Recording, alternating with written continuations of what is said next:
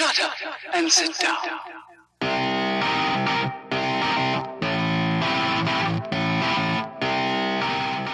Hello Internet surfers and welcome to the effing news, bringing you the best articles of internet that speak truth to power. On this segment, the headline of ZeroHedge.com by Tyler Durden says, Canada's housing bubble explodes as its biggest mortgage lender crashes most in history. Call it Canada's new century moment.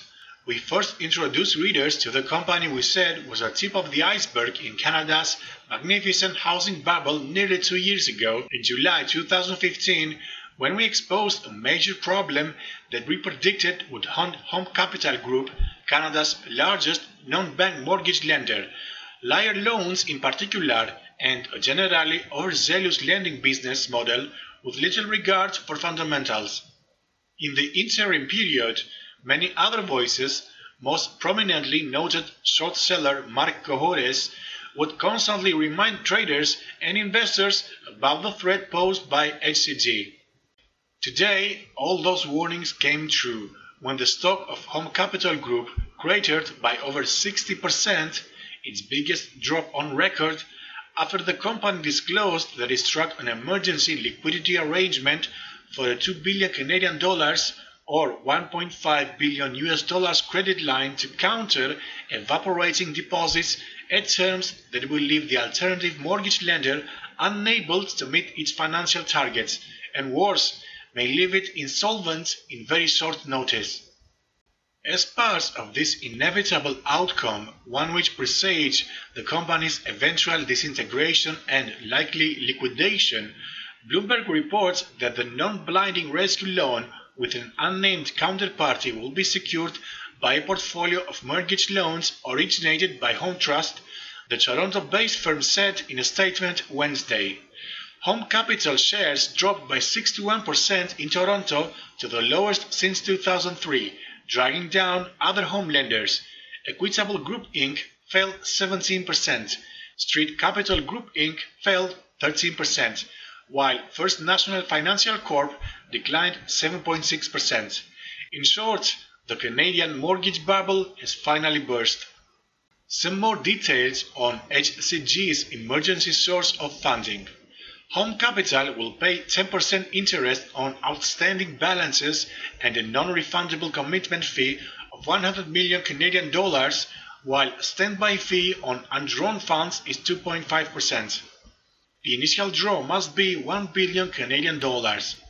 The loan has an effective and very much distressed interest rate of 22.5% on the first 1 billion Canadian dollars, declining to 15% if fully utilized, according to a note from Jane Glowing, an analyst at National Bank of Canada.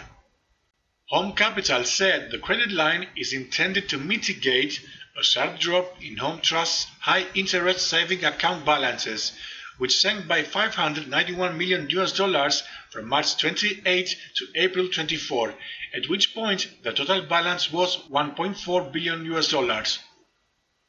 Home Capital warned on Wednesday that further outflows are anticipated.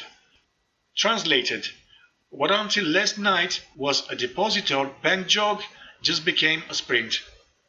The loan will provide Home Capital with more than 3.5 billion Canadian dollars in total funding, more than twice the 1.5 billion Canadian in liquid assets it held as of April 24. It also has 200 million Canadian dollars in securities available for sale, and high interest savings account balances fell about 25% to 1.4 billion Canadian dollars over the past month. Home Capital relies on deposits to fund their mortgage loans. Following today's announcement, the company's liquidity is certain to get even worse as all non-distressed sources of cash are pulled. Cited by Bloomberg, Andrew Torres, founding partner and chief investment officer at Toronto-based Lawrence Park Asset Management, said that, quote, the company is facing a bit of a liquidity crunch and they felt they needed to resolve it quickly. He said the steep commitment fee and the interest rate on the loan are surprising numbers for a company that was ostensibly investment grade. Well, it was only investment grade because, as usual, the rating agencies never did their homework. For a real hint into the company's rating, look at the 22.5 interest rate, suggesting the company's days outside of bankruptcy are numbered. Home Capital Group's sudden collapse was actually visible from a distance. While in the summer of 2015, the termination of HCG was still debated, in recent months the company's woes stemmed from allegations by the Ontario Securities Commission that Home Capital misled investors and broke securities laws. In other words, engaged in those liar loans, which we first warned about back in the summer of 2015. Meanwhile, founder Gerald Soloway will step down from the board when a replacement is named and Robert Blows will assume the role of interim chief financial officer, the company said Monday.